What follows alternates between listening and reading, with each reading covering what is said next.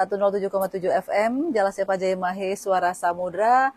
Sapan Pelaut hadir kembali, maksud kami di program Seller News, hadir kembali di tengah ruang dengar Anda tentunya di edisi hari ini ya, di hari Senin tanggal 25 September 2023. Dan pastinya Aja Jamers, hari ini kita akan berbincang-bincang dan berkonsultasi kesehatan bersama dokter kita yang sudah hadir ya di Radio Jalan Sepajae Mahe. Ada Dokter Bintang, nanti Dokter Bintang akan memperkenalkan diri dulu. Nah, buat Jajamer semuanya di pagi hari ini nantinya mungkin Anda yang tidak sempat mendengarkan ya di live kita hari ini, Anda juga bisa nanti melihat di Instagram Radio JJM dengan meng-add Radio JJM, atau nanti bisa juga melihat di YouTube-nya, begitu ya.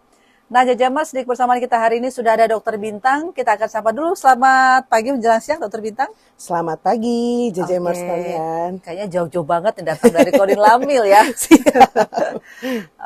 Nah, Dokter Bintang bisa memperkenalkan diri nih bersama dengan Jajamers kita hari ini. Silakan, Dokter Bintang. Selamat pagi, Jajamers kalian. Perkenalkan, nama saya Dr. Bintang Ruth Cecilia Febrina, saya berdinas di Diskes Kolin Lamil. Oke, dari Tanjung Priuk, lumayan jauh. Tapi kira-kira tadi macet nggak nih, Dok? Ya lumayan lah ya. Lumayan macet ya? Pasti ya kalau ke sana ya? Pasti, oke. Nah, Jajamers, hari ini kita bersama Dr. Bintang, kita akan berbincang-bincang seputar kesehatan, di mana hari ini kita bincang tentang hipertensi ya, Dok ya? Iya, betul. Hipertensi. Nah, buat Jajamers semua nih langsung aja yang lagi melaksanakan aktivitas kegiatannya, tetap ya stay di Radio Jalan Sepajae Mahe. Yang pengen tahu apa sih itu hipertensi? Nah, kita langsung aja nanya ke narasumbernya. Dokter Bintang, ini gimana nih? Hipertensi, kan kita lihat banyak orang yang katanya darah tinggi begitu ya. Betul. Ini hipertensi. Nah, ini maksudnya bagaimana? Apa yang maksud dengan hipertensi dulu nih, Dok? Oke, kita jelasin ya. Untuk hipertensi itu sendiri atau tekanan darah tinggi adalah tekanan pada pembuluh darah yang tinggi. Artinya lebih dari 140 per 90 mm air raksa. Itu dilihat dari pemeriksaan tekanan darah. Seperti itu. 140 per 90. Iya. Berarti kalau masih 130, 120 dan ini bawahnya masih normal ya? Jadi ada klasifikasinya, ada yang normal, ada yang optimal tinggi. Jadi yang udah di atas 120 sampai menjelang 140 itu normal optimal tinggi gitu. Oh begitu ya.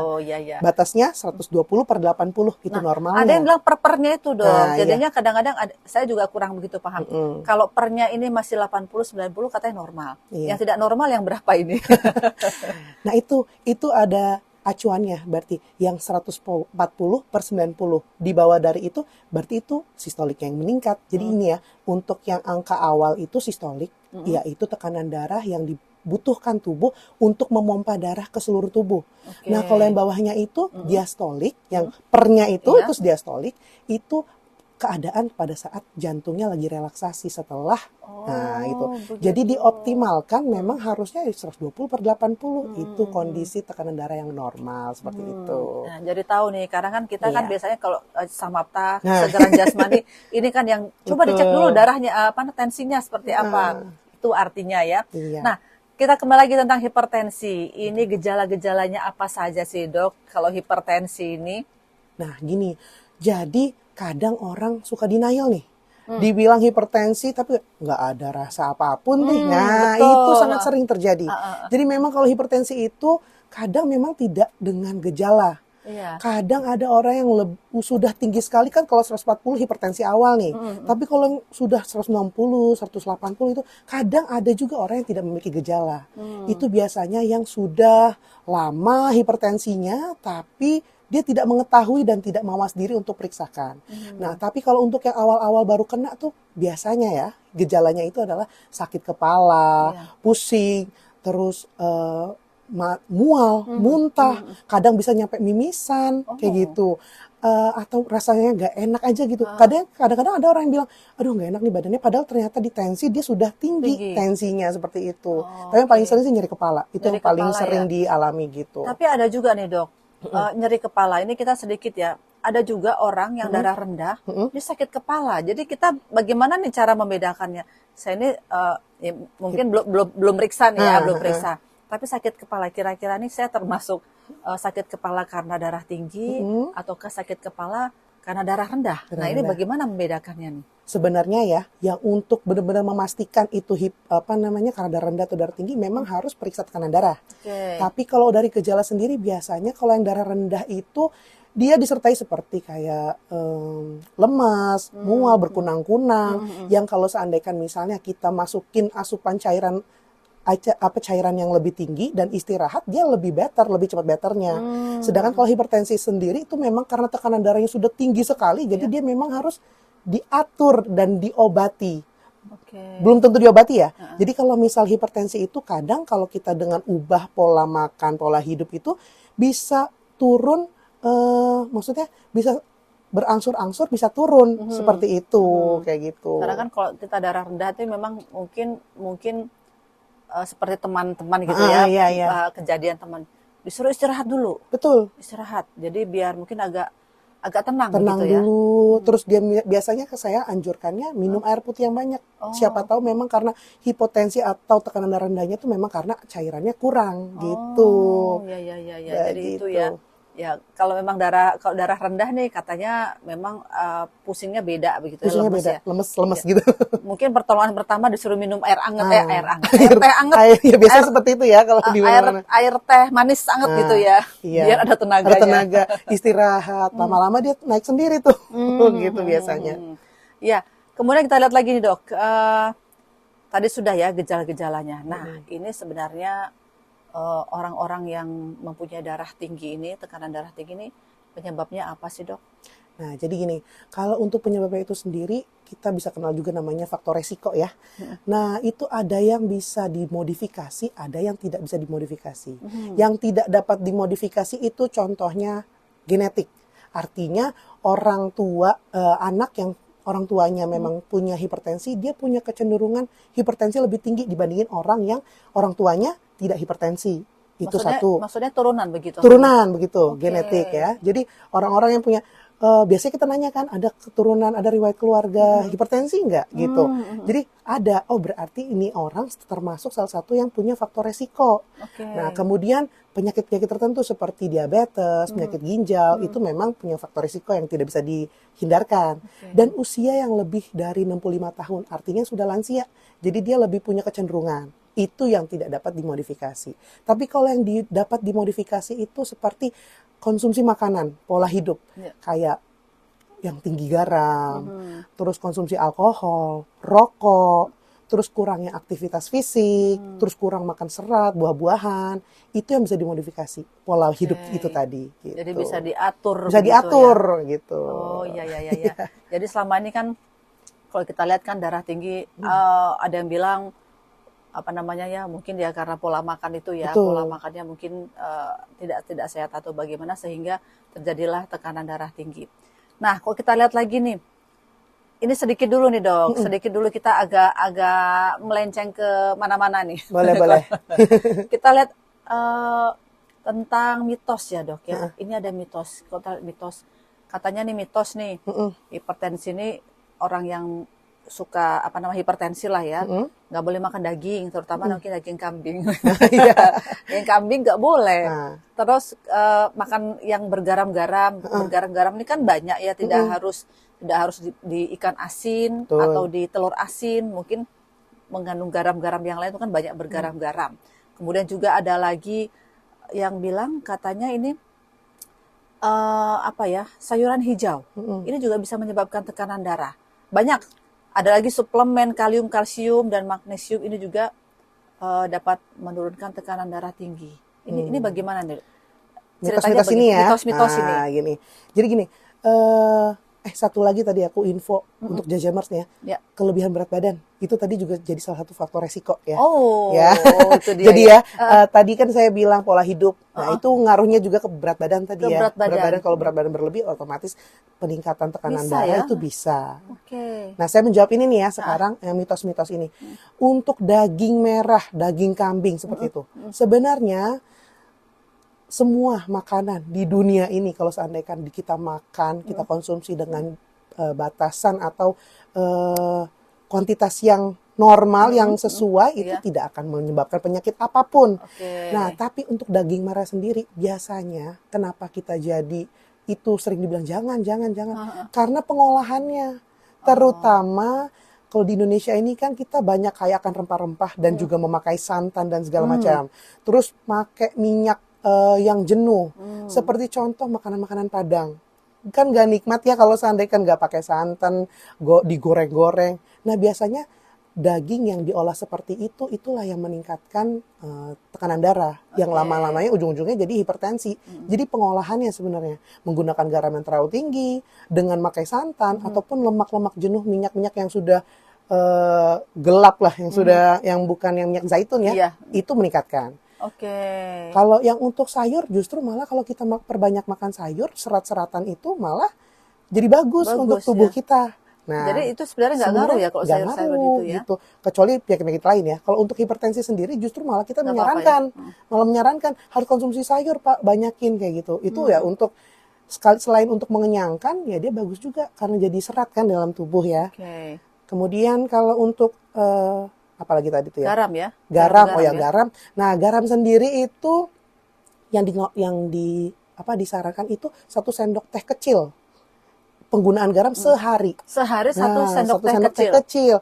Jadi sedangkan kita kan makan 3 kali sehari ya. Nah, makanannya juga makanan rame-rame nih sama keluarga. Nah, itu yang harus kita pikirin. 1 hari 1 orang itu harusnya cuma 1 sendok garam kecil. Nah, harus diwaspadai nih. Oh, terus sama ini makanan-makanan instan.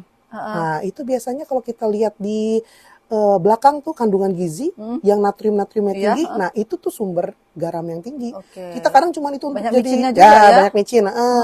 Kita kadang makannya enak aja untuk pendamping makanan, padahal dari makanannya itu sendiri garamnya sudah tinggi, tambah lagi cemilan-cemilan kita yang dari itu, itu makin tinggi garamnya. Ternyata enak itu tidak sehat juga ya. Itu sudah. Itu sudah. Ada lagi nih Dok, kalau kopi, penikmat kopi itu kan enak sekali itu. Ini bagaimana nih hubungannya dengan hipertensi ini? Jadi ada penelitian ya, kalau untuk orang yang memang konsumsi kopi setiap hari, itu meningkatkan 4,12 kali hipertensi dibandingin orang yang tidak konsumsi. Oke. Terus jadi kalau misalnya kita konsumsi kopi ini sebenarnya memang kafein yang ada di dalamnya itu yang berpengaruh terhadap peningkatan tekanan darah. Otomatis ya sebenarnya ya boleh sekali-sekali, tapi kalau misalnya terlalu sering juga tidak untuk boleh pasien berlebihan hipertensi, begitu. Iya betul. Jadi kira-kira 1 hari ini kalau kita minum kopi ini berapa cangkir nih? Sebenarnya direkomendasikan cuma 1 cangkir per kopi. Dan itu pun ya jangan ditambahin gula, susu. Jadi lebih baik yang hitam gitu hitam, ya. Untuk kopi kesehatan. Tubruk ya. Kopi tubruk. Baik, Jajamers, jangan kemana-mana. Oke, yang pastinya masih bersama Iin dan juga ada narasumber kita, ada Dr. Bintang ya dari Diskes Kolin Lamil. Yang pastinya juga nanti buat Jajamers semua yang mungkin nggak sempat ya mendengarkan kita berbincang-bincang di Radio Jelas Pak Jaya Mahe, nanti bisa melihat di YouTube dan juga bisa melihat di Instagramnya JJM Radio.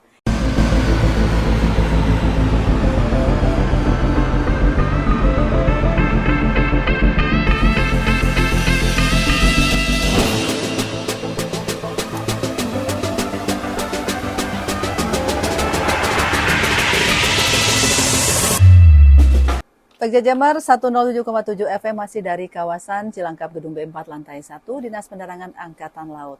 Masih dalam program Selenius kita hari ini bersama Iin dan juga ada narasumber Dr. Bintang dari Diskes Kolin Lamil. Bincang-bincang hari ini kita tentang hipertensi ya. Kita lanjutkan kembali, Dokter. Iya, siap. Oke. Siap gerak ya. Siap gerak. Ya. Kita lanjut lagi nih Dokter. Tadi begitu banyak yang sudah disampaikan tentang apa sih itu hipertensi, kemudian ciri-ciri ataupun gejalanya dan penyebabnya. Nah, kita lanjut lagi. Sebenarnya nih kalau orang yang sudah terkena hipertensi ini atau siapa sajalah yang beresiko terkena hipertensi ini. Dan kira-kira apa sih akibatnya nih Dok? Oke. Jadi gini ya, kalau untuk siapa saja yang beresiko itu semua orang itu pasti punya resiko ya. Kadang nih orang juga mikir, mungkin nggak sih anak-anak atau usia muda, muda dewasa gitu, bisa kena hipertensi? Itu sangat mungkin. Karena kita tahu ya, ini ada kaitannya juga nih sama kemajuan teknologi nih.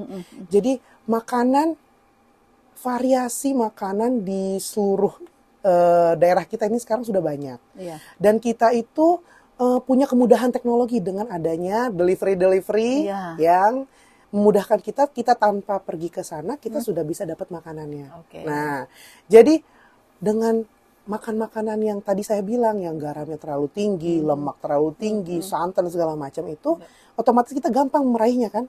Jadi usia muda, dewasa muda pun sekarang sudah banyak yang hipertensi. Oke. Sampai usia tua. Nah kalau usia tua kan memang sudah, ya namanya lansia, dia arterinya sudah kaku, pembuluh darahnya sudah kaku, otomatis dia akan lebih punya resiko lah ya untuk bisa terjadi. Oke. Nah tapi kalau yang usia-usia muda ini, dengan segala macam makanan yang sering dia makan dengan banyaknya konsumsi garam itu bisa terjadi juga gitu. Bahkan anak kecil pun juga bisa. Bisa gara-gara termasuk makanan instan ini ya. Betul. Instan, junk food junk gitu. food, minuman-minuman, Itu juga. karbonasi yang kayak Oke, gitu-gitu, ataupun minuman-minuman instan yang pokoknya kita di gerai-gerai market-market terdekat itu bisa.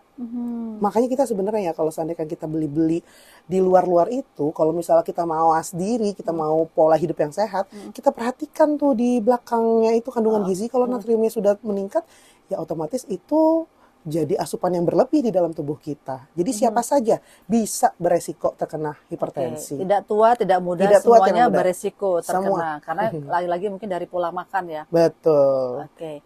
Kemudian ini dok, saya mau nanya nih, hipertensi. Jadi orang sudah kena hipertensi ini kadang-kadang mereka bukan malas berobat sih, mungkin mereka nggak tahu juga berobatnya harus kapan dan bagaimana begitu kan? Karena mungkin dianggap remeh atau seperti apa gitu. Kecuali mungkin ke orang-orang yang sudah sudah sadar ya, sudah sadar begitu ya. Mereka bahkan mungkin punya alat sendiri bisa untuk mengecek hipertensi di tubuhnya ya, di gitu. rumahnya masing-masing ya. Tapi kan kalau orang yang mungkin lewat-lewat aja nggak apa-apa lah kayak gitu. Jadi mereka nggak tahu apakah mereka hipertensi atau tidak. Nah, orang yang sudah kena hipertensi ini katanya nih dok, katanya ini takut berobat. Karena katanya lagi nih, kalau sudah minum obat orang hipertensi ini seumur hidup. Ini benar nggak sih nih dok? Nah ini makanan saya sehari-hari ya. Jadi memang terlalu banyak ya pasien yang hipertensi. Pertama nih ya, ada perbedaan nih antara yang hipertensi karena takut ketemu dokter, itu ada juga loh namanya. Gitu. Jadi ada klasifikasi hipertensi namanya white coat hypertension yang dinyatakan karena dia hipertensi karena takut berobat. Itu cuman sewaktu doang saat dia lagi berobat nih. Tapi kalau di rumah dia tensi, kalau di mana-mana yang bukan dokter, kadang tensinya normal, itu nggak termasuk ya. Nah, tapi kalau pasien-pasien nih yang datang ke vaskes gitu ya, dia itu yang paling sering dibilangin, saya hipertensi, kita tensi nih, dia hipertensi. Minum obat, saya kasih minum obat gitu ibaratnya ya. Dia nggak mau karena dia takut itu minum seumur hidup. Itu sangat sering terjadi. Padahal harusnya kalau memangnya dia tinggi sekali, saya pasti langsung inisiasi kasih obat ya. Apalagi sudah bergejala. Takutnya kalau udah tinggi sekali itu memang dia kerusakan organ bisa terjadi di mana aja gitu ya. Bisa di ginjal, di otak, dimanapun itu bisa terjadi. Tapi sebenarnya kalau seandainya hipertensi ini memang tidak boleh sekali didiagnosis. Dia baru datang, tensinya misalnya di atas 140, kamu hipertensi. Tidak seperti itu sebenarnya, ya. Jadi saat kita misalnya masuk kedapatan pasien sudah tensinya tinggi, kita bilang, Pak, ini tensinya tinggi nih. Sebelum-sebelumnya gimana? Kalau seandainya dia biasanya normal, mungkin ada keadaan tertentu yang menyebabkan dia tensinya tinggi. Tapi kalau memang sudah berulang-ulang kali, dia berarti memang sudah hipertensi. Kita itu pertama selalu akan ngasih pola hidup dulu Pak, dibenerin dulu ya dari makan dan segala macam. Nah baru dari situ minum obat. Tapi biasanya saya akan selalu edukasi sama pasien nih. Kalau seandainya memang sudah hipertensi, jangan takut untuk minum obat seumur hidup. Karena kalau tidak minum obat, memang misalnya dia pola hidupnya sudah baik, tapi tidak bisa kan kita harus tetap pakai obat ya.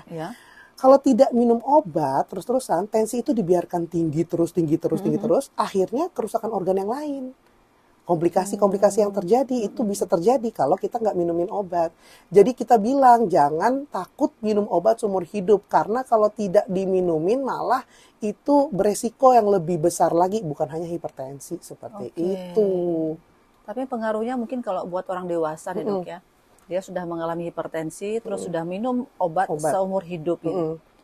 Ini pengaruh ke ginjalnya bagaimana? Karena katanya juga ya, kalau sudah minum obat bertahun-tahun, itu nanti bisa efeknya ke ginjal. Ini bagaimana nih dok? Nah, itu dia.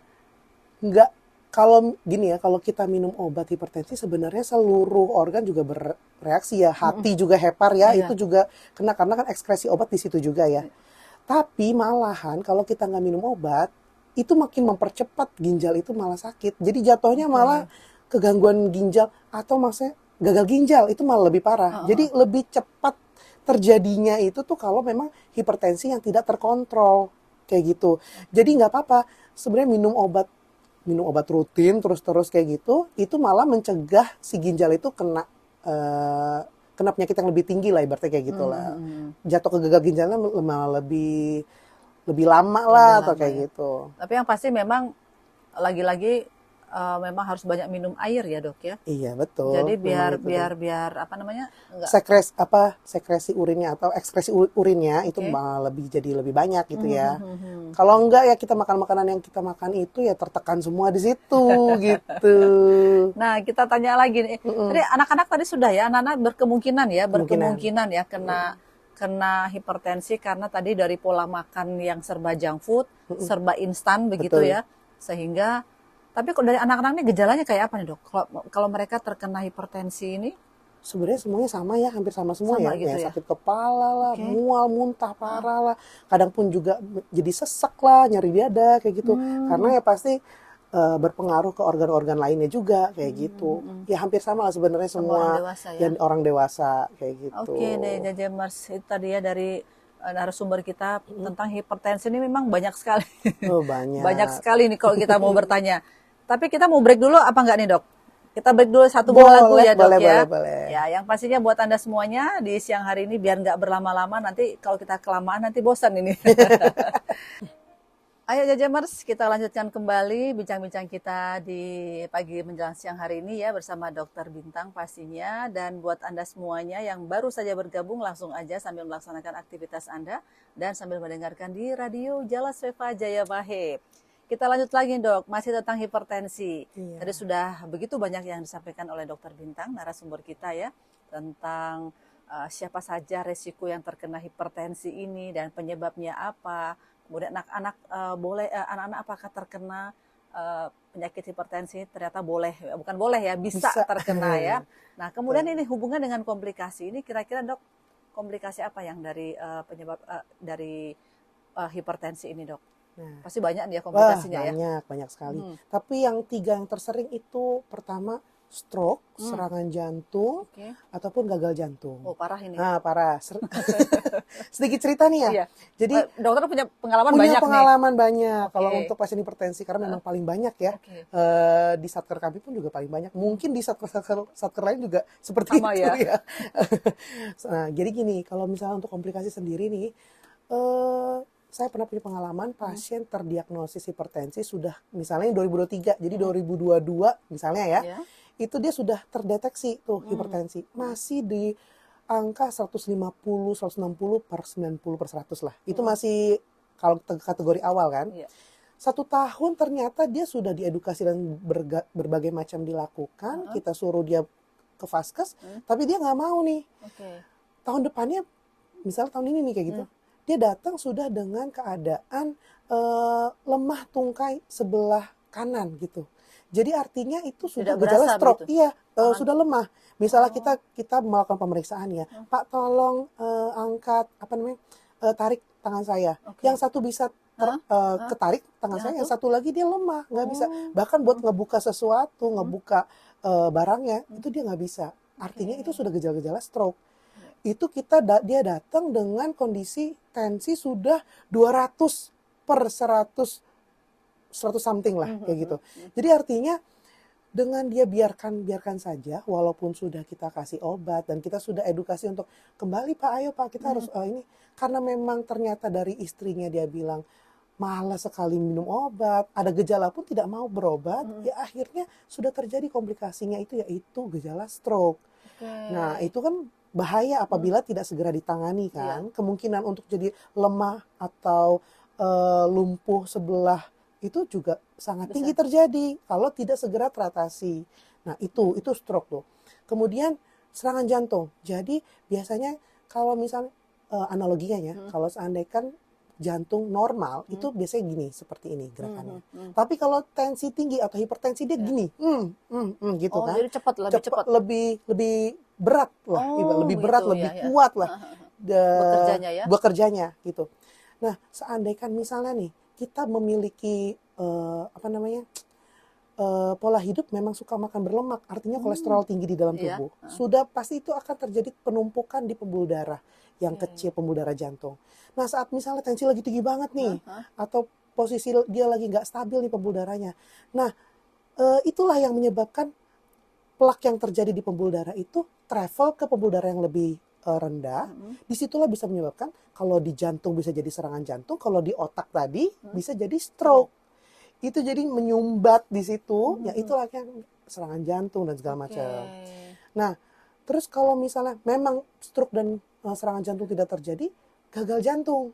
Jadi sudah biasa tuh jantung kerjanya kuat sekali, lama-lama jantungnya payah. Lemah Saat payah itu terjadilah pembengkakan di jantung itu. Nah, itulah yang menyebabkan gagal jantung lama-lama. Nah, kalau sudah seperti itu ya sudah tidak bisa ditangani. Dia hidup dengan kondisi seperti itu gitu. Misalnya lama-lama nih, kita jalan berapa meter dia udah lemah. Bahkan kalau udah yang lebih parahnya lagi, cuman sedikit langkah-langkah sedikit dia udah sesak. Seperti itu yang sangat bahaya sih menurut saya. Itu yang pengalaman paling dokter, sering paling sering yang terjadi yang paling sering pasiennya terjadi. ya. Itu dia. Kemudian dokter, ini kalau sudah begini biasa pengobatannya bagaimana nih dok?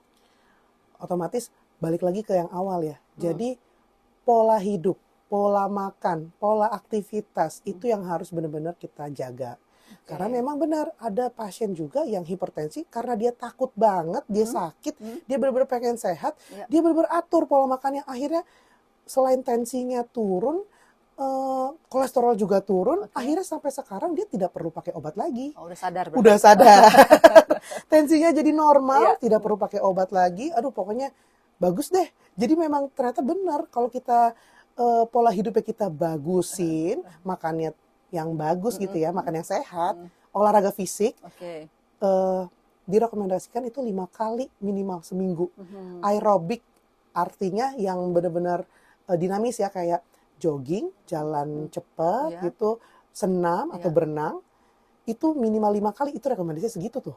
Itu aja banyak ya sebenarnya ya. Padahal kan tapi kita kan kerja biasanya kurang waktunya ya.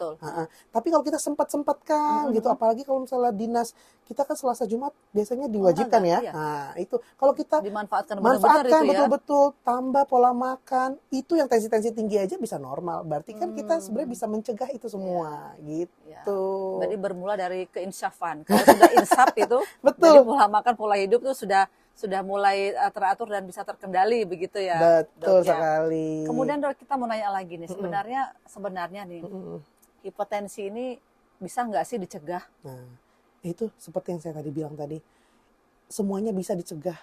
Sudah hipertensi pun kalau seandainya dia minum obat dan dia tambahin dengan pola makan dan pola aktivitas yang tadi, dia bisa cepat respon obatnya. Ya artinya ya gitu. Seandainya baru pertama kali nih langsung hipertensi, jangan takut. Udah ubah aja pola makan, pola hidup yang biasa. Kalau kita bilang, nggak mungkin. Nah, tapi ternyata dia aktivitasnya kurang, olahraganya kurang. Ya berarti itu yang kita kerjakan. Aktivitasnya sama pola makannya itu yang paling penting. Jadi kalau seandainya apalagi kita tahu nih, pekerjaan kita duduk terus, berarti kan kurang ya aktivitas ya. Nah, itu kita mulai coba-coba ganti polanya. Dengan misalnya kalau misalnya parkir mobil itu bisa tuh kita parkirnya agak jauhan, jadi ada kesempatan kita untuk jalan ke kantor agak lebih banyak lah dibandingin orang yang kayak maunya ya udah duduk-duduk santai-santai aja kayak gitu. Bisa dicegah kok. Mungkin saya nanya lagi dok, Heeh. ini kan ada juga nih kalau kita lihat ada beberapa kejadian misalnya nih orang dia mengalami tekanan darah tapi nggak tahu kemudian dia ke kamar mandi begitu terus dia terjatuh begitu tuh itu memang karena dia hipertensi atau mungkin apa atau bagaimana itu dok? Nah biasanya kayak gitu-gitu kan, Itu maksudnya dari bangun tidur heeh, dari bangun tidur dia mau ke kamar mandi heeh. gitu Itu sering ya, itu biasanya serangan jantung dan serangan stroke tuh biasanya yang kayak antara dua gitu, itu. antara dua itu. Tapi berawal dari Berawal hipertensi. dari hipertensi. Oke. Nah itu, jadi sebenarnya penyakit-penyakit yang udah parah-parah itu awalnya sebenarnya bisa dicegah. Tapi karena kitanya juga yang belum mawas diri dan ngerasa itu sepele, jadi ya kejadian itu sangat berlangsung lama, sedangkan pembuluh darah yang sudah tersumbat itu sumber awalnya. Kalau kita hipertensinya tidak teratasi, hipertensinya tetap kondisi tinggi, itu bikin gak stabil, itu yang travel ke pembuluh darah otak dan juga ke jantung. Nah itu biasanya kayak gitu, ya dia memang lagi nggak stabil, intinya tensinya memang tinggi terus, tidak pernah diobatin, nggak pernah terkontrol tensinya, itu biasanya yang langsung, apalagi lagi gini, lagi BAB. BAB tekanan darah tinggi, gitu kan, menekan kan. Jadi memang ya, sudah punya tensi yang tinggi sekali gitu kan, dan dia kondisi pembuluh darah tidak stabil, ya bisa terjadi. Bisa berpengaruh juga. Makanya sering kan ya? kalau di rumah di kamar mandi tiba-tiba orang sudah tidak sadar, mungkin dia lagi menekan, lagi menahan gitu. Padahal posisi itu tekanan darah makin tinggi lagi karena lagi posisi menahan itu. Iya, pasti pengobatan pastilah dari dokter ya. Iya. Tapi dok, misalnya nih selain pengobatan dari kesehatan begitu ya, ini namanya juga pencegahan ya dok ya.